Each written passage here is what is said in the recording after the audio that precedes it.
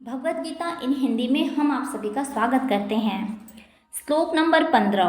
भगवान कृष्ण ने अपना पंचजन्य शंख बजाया। अर्जुन ने देवदत्त शंख तथा अति भोजी एवं अति मानवीय कार्य करने वाले भीष्म ने पौंड्र नामक भयंकर शंख बजाया। तात्पर्य, इस श्लोक में भगवान कृष्ण को ऋषिकेश कहा गया है क्योंकि वे ही समस्त इंद्रियों के स्वामी हैं। सारे जीव उनके भिन्नांश हैं, अतः जीवों की इंद्रियां भी उनकी इंद्रियों के अंश हैं। चूँकि निर्विशेषवादी जीवों की इंद्रियों का कारण बताने में असमर्थ हैं, इसलिए वे जीवों को इंद्रिय रहित या निर्विशेष कहने के लिए उत्सुक रहते हैं। भगवान समस्त जीवों के हृदय में स्थित होकर उनकी इंद्रियों का निर्देशन करते हैं, किंतु वे इस तरह निर्देशन करते हैं कि जीव उनकी शरण ग्रहण कर ले, और विशुद्ध भक्त की इंद्रियां का तो वे प्रत्यक्ष निर्देशन करते हैं। यहाँ कुरुक्षेत्र की युद्ध भूमि में भगवान कृष्ण अर्जुन की दिव्य इंद्रियों का निर्देशन करते हैं, इसलिए उनको ऋषिकेश कहा गया है। भगवान के विविध कार्यों के अनुसार उनके भिन्न भिन्न नाम हैं। उदाहरण के लिए एक नाम मधुसूदन है क्योंकि उन्होंने मधु नाम के असुर को मारा था। वे गौ तथा इंद्रियों को आनंद देने के कारण गोविंद कहलाते हैं। वसुदेव के पुत्र होने के कारण इनका नाम वासुदेव है। देवकी को माता के रूप में स्वीकार करने के कारण इनका नाम देवकी नंदन है।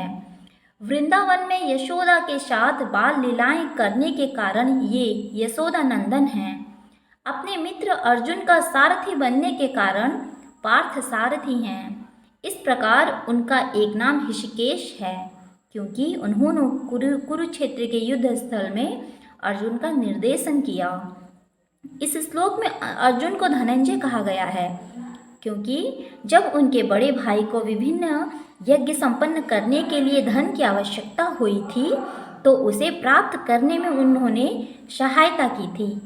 इस प्रकार भीम विकोदर कहलाते हैं क्योंकि जैसे वे अधिक खाते हैं उसी प्रकार वे अति मानवीय कार्य करने वाले हैं, जैसे हिडिंबासुर का वध। अतः पांडवों के पक्ष में श्री कृष्ण इत्यादि विभिन्न व्यक्तियों द्वारा विशेष प्रकार के शंखों का बजाया जाना युद्ध करने वाले सैनिकों के लिए अत्यंत प्रेरणाप्रद था। विपक्ष में ऐसा कुछ न था, न तो परम निर्देशक भगवान कृष्ण थे, न ही भाग्य की देवी श्री थी। अतः युद्ध में उनकी पराजय पुनः निश्चित थी। शंखों की ध्वनि मानो यही संदेश दे रही हो। श्लोक नंबर 16, 17 और 18। हे राजन, कुंती पुत्र तथा युधिष्ठिर ने अपना अनंत विजय नामक शंख बजाया तथा नकुल और सहदेव ने सुघोष एवं मणिपुष्पक शंख बजाए। महाधनुधर काशीराज परम योद्धा शिखंडी धृष्टद्युम्न विराट अजय सात्यकी द्रुपद द्रौपदी के पुत्र तथा सुभद्रा के महाबाहु पुत्र आदि सबों ने अपने अपने शंख बजाए। संजय ने राजा धृतराष्ट्र को अत्यंत चतुराई से यह बताया कि पांडु के पुत्र को धोखा देने तथा राज्य सिंहासन पर अपने पुत्रों को आसीन कराने की यह अविवेकपूर्ण नीति श्लाघनीय नहीं थी। लक्षणों से पहले से ही यह सूचित हो रहा था कि इस महायुद्ध में सारा कुरुवंश मारा जाएगा। भीष्म पितामह से लेकर अभिमन्यु तथा अन्य पौत्रों तक विश्व के अनेक देशों के राजाओं समेत उपस्थित सारे के सारे लोगों का विनाश निश्चिंत था। यह सारी दुर्घटना राजा धृतराष्ट्र के कारण होने जा रही थी। उन्होंने उनके पुत्रों की कूटनीति को प्रोत्साहन दिया था।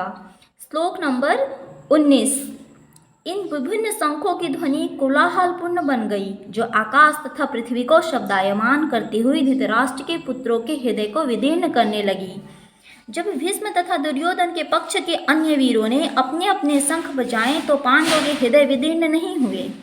ऐसी घटनाओं का वर्णन नहीं मिलता, किंतु इस विशिष्ट श्लोक में कहा गया है कि पांडव पक्ष के शंखनाद से धृतराष्ट्र के पुत्रों के हृदय विदीर्ण हो गए। इसका कारण स्वयं पांडव और भगवान कृष्ण में उनका विश्वास है। परमेश्वर की शरण ग्रहण करने वाले को किसी प्रकार का भय नहीं रह जाता, चाहे वह कितनी ही विपत्ति में क्यों न हो। श्लोक नंबर 20। उस समय हनुमान ने अंकित ध्वजा लगे रथ पर आसीन पांडुपुत्र अर्जुन अपना धनुष उठाकर तीर चलाने के लिए उद्यत हुआ। हे राजन, धृतराष्ट्र के पुत्रों को व्यूह में खड़ा देखकर अर्जुन ने श्री कृष्ण से ये वचन कहे। तात्पर्य, युद्ध प्रारंभ ही होने वाला था। उपयुक्त कथन से ज्ञात होता है कि पांडवों की सेना की अप्रत्याशित व्यवस्था से धृतराष्ट्र के पुत्र बहुत कुछ निरुत्साहित थे, क्योंकि युद्ध भूमि में पांडवों का निर्देशन भगवान कृष्ण के आदेशानुसार हो रहा था। अर्जुन की ध्वजा पर हनुमान का चिन्ह भी विजय का सूचक है, क्योंकि हनुमान ने राम तथा रावण के युद्ध में राम की सहायता की थी, जिसमें राम विजयी हुए थे।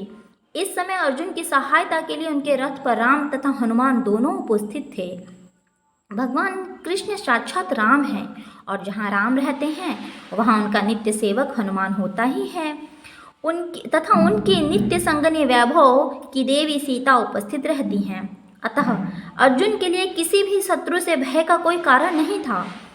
इसमें भी अधिक इंद्रियों के स्वामी भगवान कृष्ण निर्देश देने के लिए साक्षात उपस्थित थे। इस प्रकार अर्जुन को युद्ध करने के मामले में सारा सत्य परामर्श प्राप्त था। ऐसी स्थितियों में जिनकी व्यवस्था भगवान ने अपने साक्षात भक्त के लिए की थी, निश्चिंत विजय के लक्षण स्पष्ट थे। श्लोक नंबर 21 और 22। हे अच्युत, कृपा करके मेरा रथ दोनों सेनाओं के बीच ले चले, जिसमें यहाँ उपस्थित युद्ध की अभिलाषा रखने वालों को और शास्त्रों की इस महान परीक्षा में जिनसे मुझे संघर्ष करना है उन्हें देख सको।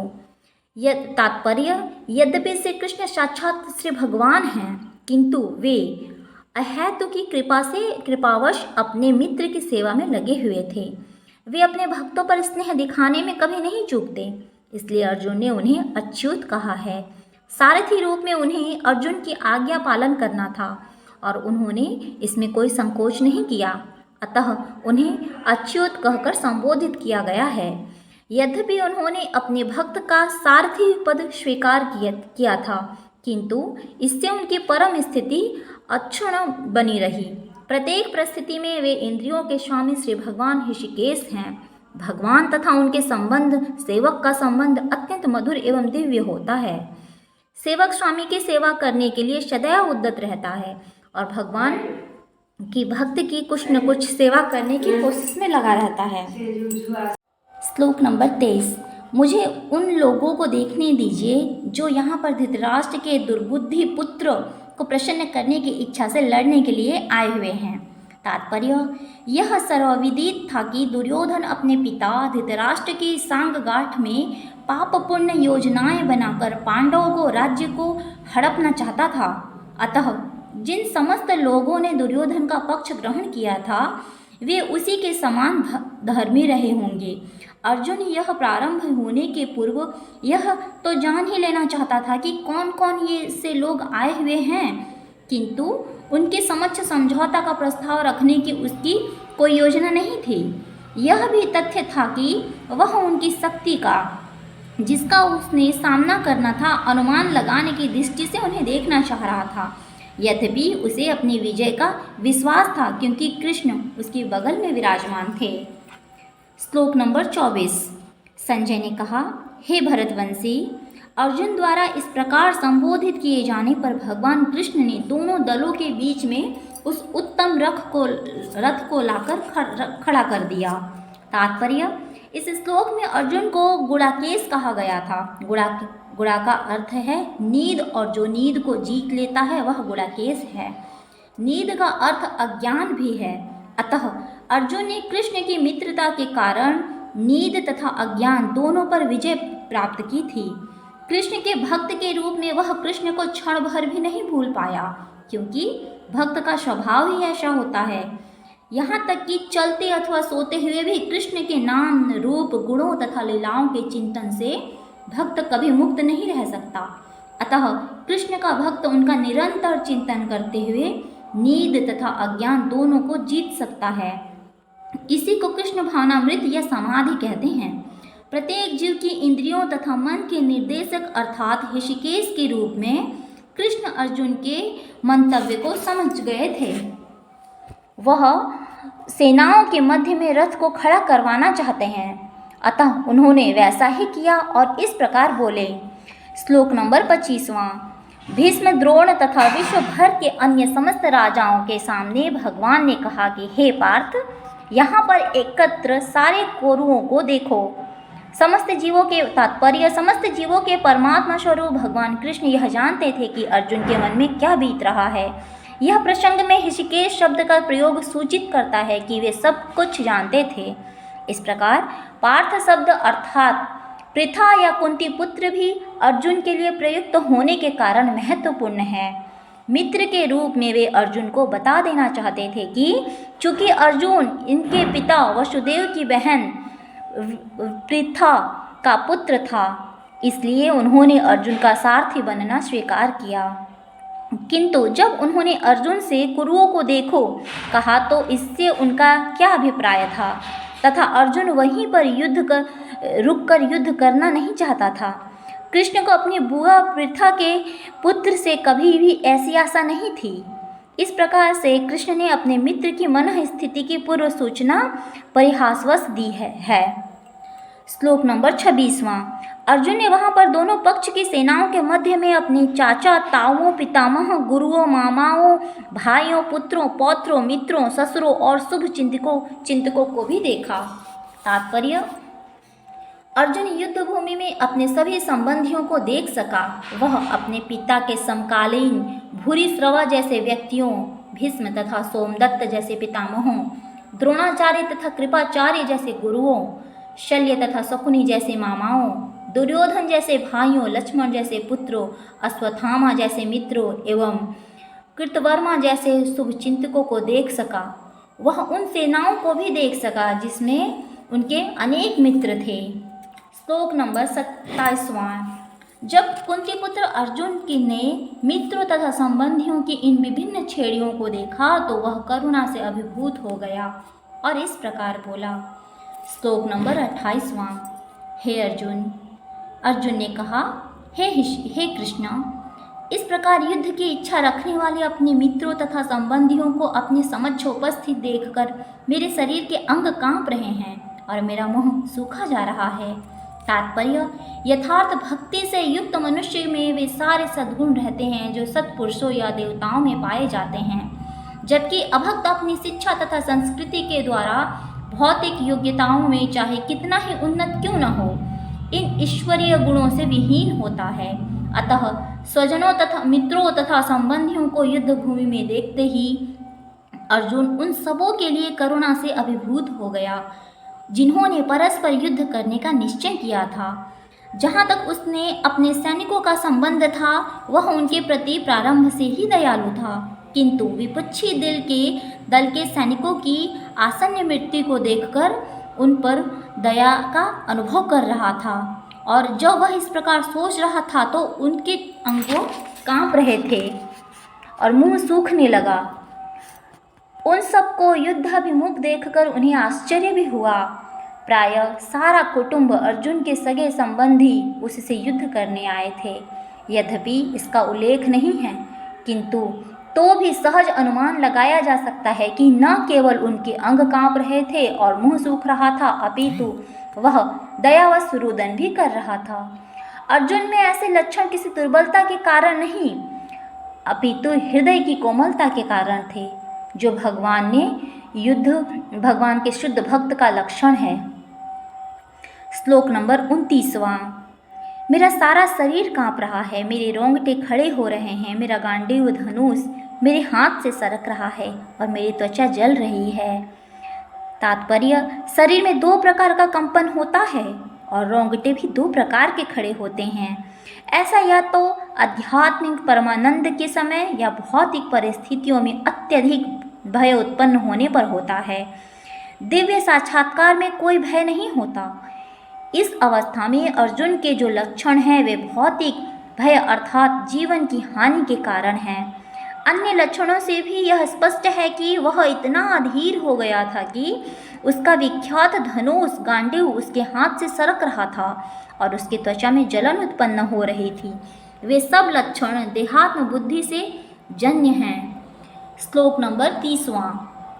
मैं यहाँ अब और अधिक खड़ा रहने में असमर्थ हूँ, मैं अपनों को भूल रहा हूँ और मेरा सर चकरा रहा है। हे कृष्ण, मुझे तो केवल अमंगल के कारण दिख रहे हैं।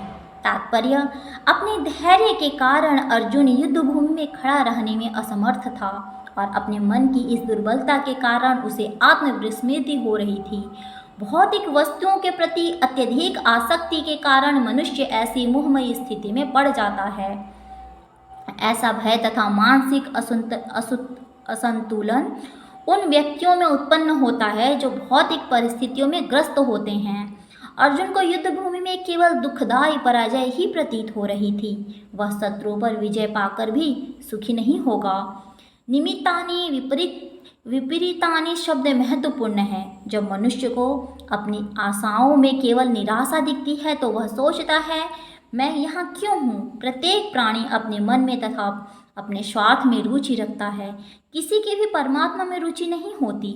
कृष्ण की इच्छा से अर्जुन अपने स्वार्थ के प्रति अज्ञान दिख रहा है। मनुष्य का वास्तविक स्वार्थ तो विष्णु या कृष्ण में निहित है। बुद्ध जीव इसे भुला जाता है, इसलिए उसे बहुत ही कष्ट उठाने पड़ते हैं। अर्जुन ने सोचा कि उसकी विजय केवल उसके शौक का कारण बन सकती है। श्लोक नंबर 31। हे कृष्ण, इस युद्ध में अपने ही स्वजनों का वध करने से न तो मुझे कोई अच्छाई दिखती है और न मैं उससे किसी प्रकार की विजय, राज्य या सुख की इच्छा रखता हूँ। तात्पर्य, यहाँ जाने बिना कि मनुष्य का स्वार्थ विष्णु में है, सारे बद्ध जीव शारीरिक संबंधों के प्रति यह सोचकर आकर्षित होते हैं कि ऐसी परिस्थितियों में प्रसन्न रहेंगे। ऐसी देहात्म बुद्धि के कारण वे भौतिक सुखों के कारणों को भी भूल जाते हैं। अर्जुन तो क्षत्रिय नामक नैतिक धर्म भी भूल गया था। कहा जाता है कि 2 प्रकार के मनुष्य परम शक्तिशाली तथा जाज्वल्यमान सूर्यमंडल में प्रवेश करने के लिए योग्य हैं। ये हैं, एक तो क्षत्रिय जो कृष्ण की आज्ञा से युद्ध में मरता है तथा दूसरा सन्यासी जो आध्यात्मिक अनुशीलन में लगा रहता है। अर्जुन अपने शत्रुओं को भी मारने से विमुख हो रहा था। अपने संबंधियों की बात तो छोड़ दे, वह सोचता है कि स्वजनों को मारने से उसे जीवन में सुख नहीं मिल सकेगा, अतः वह लड़ने के लिए इच्छुक नहीं है। जिस प्रकार की भूख न लगने पर कोई भोजन बनाने को तैयार नहीं होता, उसने तो वन जाने का निश्चय कर लिया है, जहाँ वह एकांत में निराशपूर्ण जीवन काट सके। किंतु क्षत्रिय होने के नाते उसे अपने जीवन निर्वाह के लिए राज्य चाहिए, क्योंकि क्षत्रिय कोई अन्य कार्य नहीं कर सकता। किंतु अर्जुन के पास राज्य कहाँ है? उसके लिए तो राज्य प्राप्त करने का एकमात्र अवसर है कि अपने बांधवों से लड़कर अपने पिता के राज्य का उत्तराधिकार प्राप्त करे, जिसे वह करना नहीं चाह रहा है। इसलिए वह अपने को जंगल में एकांतवास करके निराशा का एकांत जीवन बिताने के योग्य समझता है। श्लोक नंबर 32, 33, 34 और 35। हे गोविंद, हमें राज्य सुख अथवा इस जीवन से क्या लाभ, क्योंकि जिन सारे लोगों के लिए हम उन्हें चाहते हैं वे ही इस युद्ध भूमि में खड़े हैं। हे मधुसूदन, जब गुरुजन, पितृगण, पुत्रगण, पितामह, मामा, ससुर, पौत्रगण, साले तथा अन्य सारे संबंधी अपना अपना धन एवं प्राण देने के लिए तत्पर हैं और मेरे समक्ष खड़े हैं, तो फिर मैं इन सबको क्यों मारना चाहूँगा, भले ही वे मुझे क्यों न मार डालें। हे जीवों के पालन, मैं इन सबों से लड़ने को तैयार नहीं, भले ही बदले में मुझे तीनों लोग क्यों न मिलते हों।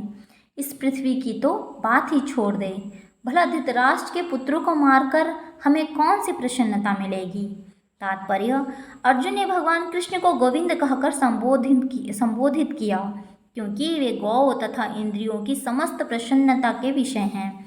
इस विशिष्ट शब्द का प्रयोग करके अर्जुन संकेत करता है कि कृष्ण यह समझे कि अर्जुन की इंद्रियां कैसे तृप्त होंगी, किंतु गोविंद हमारी इंद्रियों को तुष्ट करने के लिए नहीं है। हाँ, यदि हम गोविंद की इंद्रियों को तुष्ट करने का प्रयास करें तो हमारी इंद्रिय स्वतः तुष्ट होती है। भौतिक दृष्टि से प्रत्येक व्यक्ति अपनी इंद्रियों को तुष्ट करना चाहता है और चाहता है कि ईश्वर उसकी आज्ञा पालन की तरह काम करें, किंतु ईश्वर उसकी तृप्ति वहीं तक करते हैं जितनी कि वे पात्र होते हैं, उस हद तक नहीं जितना वे चाहते हैं। किंतु जब कोई इनके विपरीत मार्ग ग्रहण करता है, अर्थात जब वह अपनी इंद्रियों की तृप्ति की चिंता न करके गोविंद की इंद्रियों की तृप्ति करने का प्रयास करता है, तो गोविंद की कृपा से जीव की सारी इच्छाएं पूर्ण हो जाती हैं। यहाँ पर जाति तथा कुटुंबियों के प्रति अर्जुन का प्रगाढ़ स्नेह आंशिक रूप से इन सब के प्रति उनकी स्वाभाविक करुणा के कारण है। अतः वह युद्ध करने के लिए तैयार नहीं है। हर व्यक्ति अपने वैभव का प्रदर्शन अपने मित्रों तथा परिजनों के समक्ष करना चाहता है, किंतु अर्जुन को भय है कि उसके सारे मित्र तथा परिजन युद्ध भूमि में मारे जाएंगे और वह विजय के पश्चात उनके साथ अपने वैभव का उपयोग नहीं कर सकेगा। भौतिक जीवन का यह सामान्य लेखा जोखा है, किंतु आध्यात्मिक जीवन इससे सर्वथा भिन्न होता है। चूँकि भक्त भगवान की इच्छाओं की पूर्ति करना चाहता है, अतः भगवत इच्छा होने पर वह भगवान की सेवा के लिए सारे ऐश्वर्य स्वीकार करता है। श्लोक नंबर 36। यदि हम ऐसे आतताइयों का वध करते हैं तो हम पर पाप चढ़ेगा, अतः यह उचित नहीं होगा कि हम धृतराष्ट्र के पुत्रों तथा मित्रों का वध करें। हे लक्ष्मीपति कृष्ण, इससे हमें क्या लाभ होगा और अपने ही कुटुंबियों को मारकर हम किस प्रकार सुखी हो सकते हैं। तात्पर्य, वैदिक आदेशानुसार आतताई 6 प्रकार के होते हैं। विष देने वाले, घर में अग्नि लगाने वाला, घातक हथियार से आक्रमण करने वाला, धन लूटने वाला, दूसरों की भूमि हड़पने वाला, पराई स्त्री का अपहरण करने वाला। ऐसे आतताइयों का तुरंत वध कर देना चाहिए, क्योंकि इनके वध में से कोई पाप नहीं लगता। आतताइयों का इस तरह वध करना किसी सामान्य व्यक्ति को शोभा दे सकता है, किंतु अर्जुन कोई सामान्य व्यक्ति नहीं है, वह स्वभाव से साधु है। अतः उनके साथ सावधूवत व्यवहार करना चाहता था, किंतु इस प्रकार का व्यवहार क्षत्रिय के लिए उपयुक्त नहीं है। यद्यपि राज्य के प्रशासन के लिए उत्तरदायी व्यक्ति को साधु प्रकृति का होना चाहिए, किंतु उसे कायर नहीं होना चाहिए। उदाहरण के लिए भगवान राम इतने साधु थे कि आज भी लोग राम राज्य में रहना चाहते हैं, किंतु उन्होंने कभी कायरता प्रदर्शित नहीं की। रावण आतताई था, क्योंकि वह राम की पत्नी सीता का अपहरण करके ले गया था, किंतु राम ने उसे ऐसा पाठ पढ़ाया जो विश्व इतिहास में बेजोड़ है। श्लोक नंबर 36, 37 और 38। हे जनार्दन, यद्यपि लोभ से अभिभूत चित्त वाले ये लोग अपने परिवार को मारने या अपने मित्रों से द्रोह करने में कोई द्वेष नहीं देखते, किंतु हम लोग जो परिवार के विनष्ट करने में अपराध देख सकते हैं, ऐसे पापों से क्यों प्रवृत्त हो। तात्पर्य, क्षत्रियों से यह आशा नहीं की जाती कि वह अपने विपक्ष दल द्वारा युद्ध करने या जुआ खेलने का आमंत्रण दिए जाने पर मना करे। ऐसी अनिवार्यता में अर्जुन लड़ने से नकार नहीं सकता, क्योंकि उसको दुर्योधन के दल ने ललकारा था। इस प्रसंग में अर्जुन ने विचार किया ही कि हो सकता है कि दूसरा पक्ष इस ललकार के परिणामों के प्रति अनभिज्ञ हो, किंतु अर्जुन को तो दुष्परिणाम दिखाई दे रहे थे, अतः वह इस ललकार को स्वीकार नहीं कर सकता। यदि परिणाम अच्छा हो तो कर्तव्य वस्तुतः पालनीय है, किंतु यदि परिणाम विपरीत हो तो हम उसके लिए बाध्य नहीं होते। भगवत